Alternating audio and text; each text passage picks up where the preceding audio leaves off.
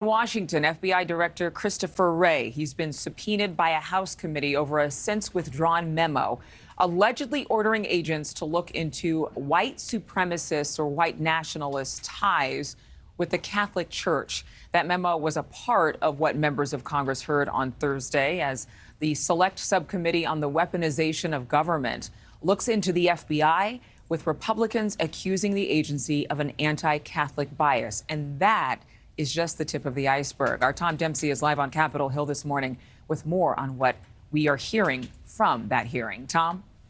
Hey, good morning, Adrienne. Yeah, look, this FBI hearing intended to deal with some very big accusations about the FBI allegedly being a political weapon for the federal government. And the accusations included special agents, scribbling down license plate numbers of parents at school board meetings and an undercover agent investigating possible ties between Catholics and the far-right movement. But like many things here on Capitol Hill, this hearing quickly turned political, even dysfunctional at times. Take a listen. Are you deciding that they're whistleblowers? Yes, the law decides. Did you not listen to Mr. Levitt's testimony? Did you not read the law? The law decides that they are whistleblowers. His attorney the is chair asserting recognizes that they are the gentlelady from New York. The gentlelady from New York has been recognized. The law has not determined they are whistleblowers. His attorney is just asserting that.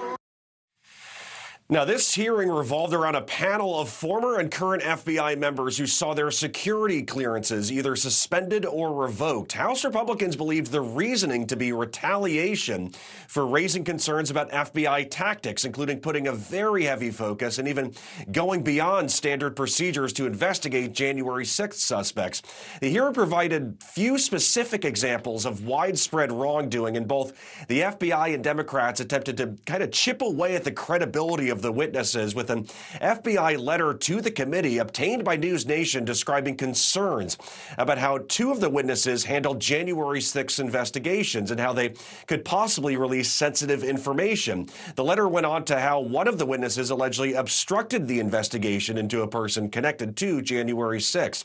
During the hearing, both sides tried to claim the weaponization investigation raised troubling issues.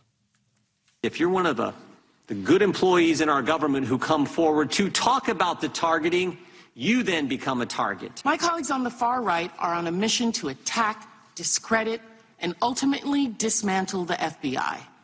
This is defund the police on steroids. And Adrienne, as part of this hearing, that panel of witnesses of the current and former FBI members called for greater protections for whistleblowers.